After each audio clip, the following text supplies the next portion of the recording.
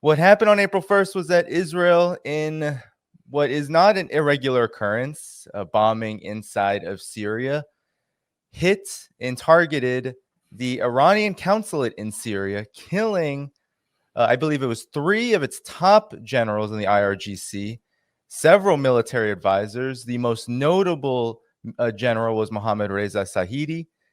And this has caused, of course, a firestorm at the United Nations. Russia has condemned this as a terrorist attack. Russia and Israel's relations have been quite strained, especially with regard to these strikes in Syria, which Israel has stopped communicating with Russia about. But Scott, I wanted to get your analysis of this moment, because just when we thought, or maybe had been observing, a lot of pendulum swings rhetorically when it comes to the United States, when it comes to this current conflict in this region, Israel just once again unloads a pretty big and whopping attack that seems to threaten the security not just of the region but the world. So your reactions to this, what is truly a war crime? Well, first of all, I mean, it is literally a war crime. Israel struck a diplomatically protected facility. So under international law, under all the norms and values of various conventions that protect these diplomatic facilities from attack, Israel violated. But let me take this in a slightly different direction, not to defend Israel, but I'm going to put on my military hat for a second. It wasn't just, I mean, everybody's focusing on, Mohammad Reza Zahidi and saying, oh, they killed another senior Quds Force leader. And yes, they did. But that's not the point. It's the 3 other guys that make this even more of an important target. Zahidi oversees the region. The 3 other officers that were there, the senior officers, one was responsible for Quds support for Palestine. That is, he's the guy that supplies the weapons to Hamas. The other one is the guy who oversees Quds operations in Yemen. He's the guy that supplies the Yemenis with the weapons. And the other guy was the guy that oversees Quds operations in Iraq. He supports the pro-Iranian Iraqi militias. They just launched an attack where a drone struck the Israeli port of Eilat. So now let's just sit back and say we're Israel. All right. I'm going to pretend for a second that I'm an Israeli intelligence officer. And I'm going to say, boss, we're getting the snot kicked out of us from Yemen. The Iranians have been providing weaponry up to and including perhaps new hypersonic missile capability. And the guy who oversees that is sitting in a building in Damascus right now. We know he's there. They're planning a big coordination because there's no reason to have these 4 people together under one roof. They are planning the next phase of operations, how to coordinate the supply of Hamas with the supply of Hezbollah, with the supply of Yemen, with the supply of Iraq, how to coordinate all of this. It's a giant campaign meeting. I mean, in the axis of resistance history, this is one of the more important meetings that has ever taken place, because you are in a critical struggle between the axis of resistance and Israel. And now you have the big man, and then you have the 3 big guys for the different regions all in one place. So we're getting whipped in Yemen. He's there.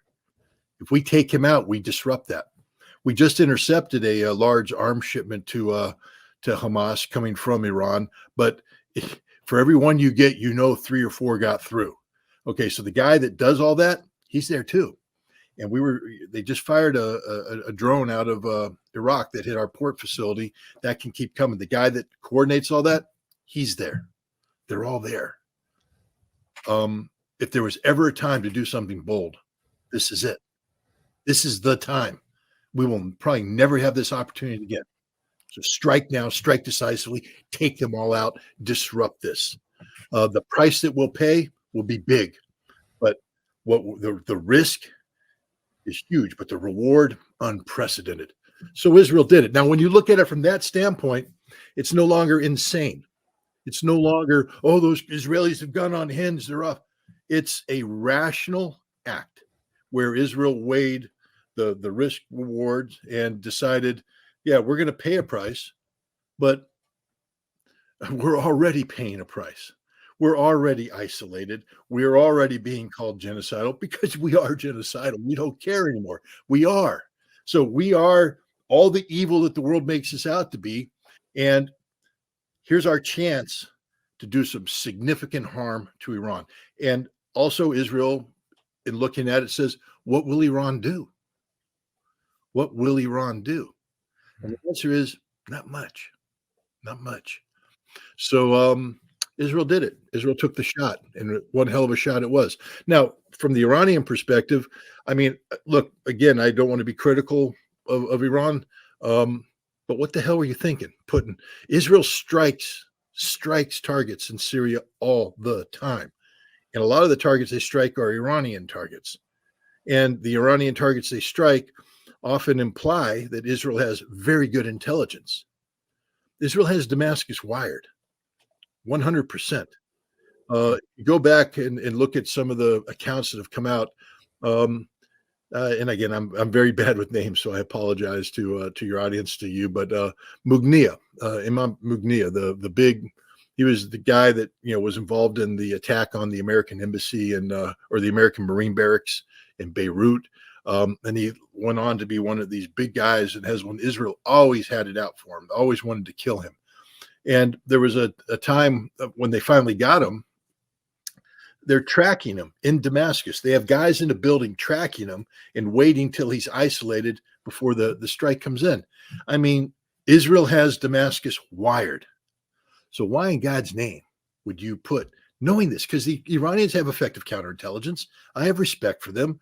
I mean, they've reverse engineered Israeli plots all over the place. They know what Israel's capable of doing. Israel has guys operating in Tehran, throughout Iran. They got Syria. Why would you put all your eggs in one basket? What, you're protected by diplomatic immunity? Really? No. I mean, Israel just proved it don't matter. They took the shot. So I think Iran has to take a step back right now, and they have to regroup. This is a big blow. The one thing you don't want to do now is go out and kick a hornet's nest and begin a series of escalatory retaliation moves when your top leadership has been taken off. This is as if Dwight Eisenhower, Omar Bradley, George Patton, and Montgomery were caught in one place and the Germans hit them before D-Day. Do you really want to begin D-Day and all that stuff, just losing these four guys, or do you want to sort of find out who the replacements are, get the command structure settled down, etc.?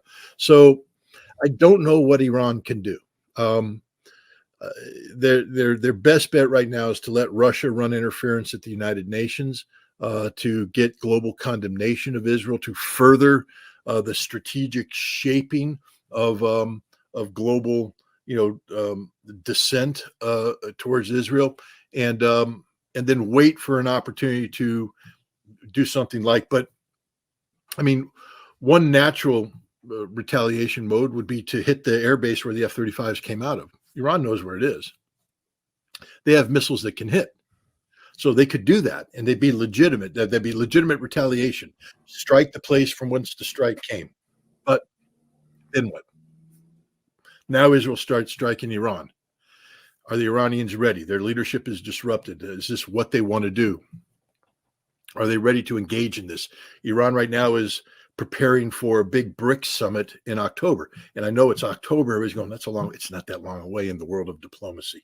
There's a lot of papers being presented. Russia's right now trying to orchestrate, the creation of institutions that, Iran's there. There's papers being exchanged about inviting in new members.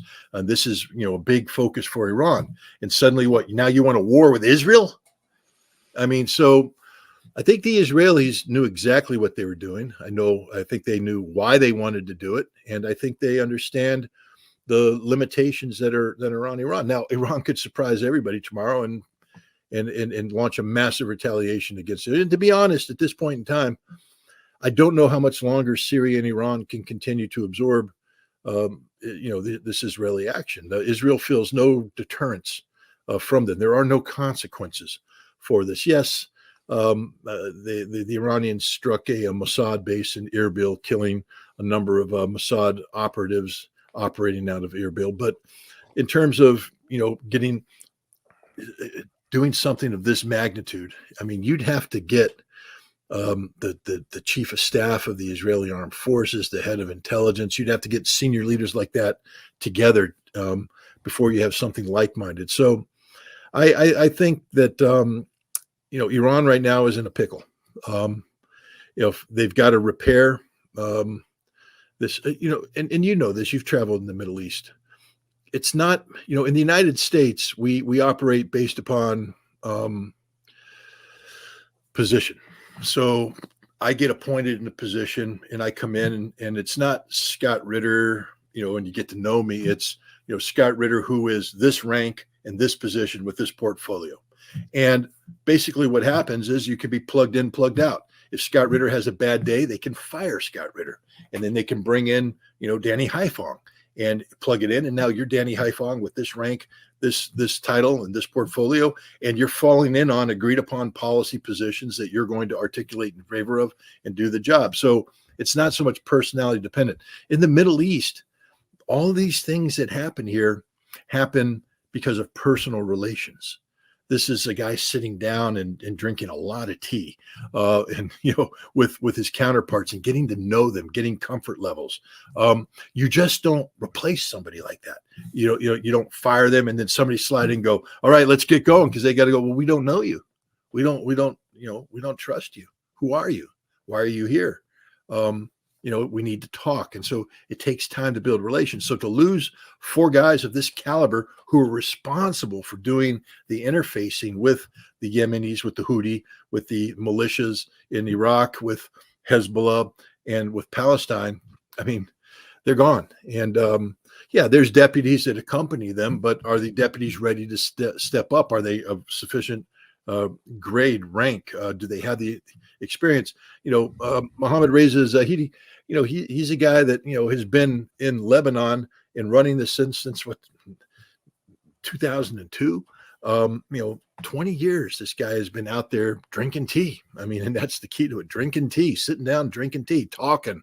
How do you replace that? So this is a big blow to Iran, a huge blow to Iran, but I don't know what Iran can do, because you don't want to begin a cycle of escalation when your leadership is this in disarray, because if you do that, all this axis of resistance can start getting out of sync. They need to get people in place, get the axis of resistance back to functioning before they talk about any major escalatory moves. That's just my take on it.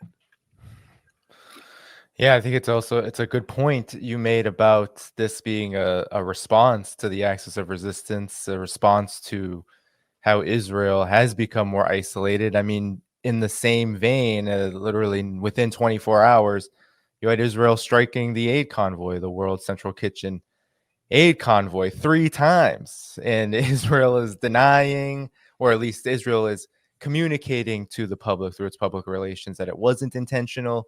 The United States is saying it had no idea any of this was going to happen. The aid convoy, the strike against Iran in Syria.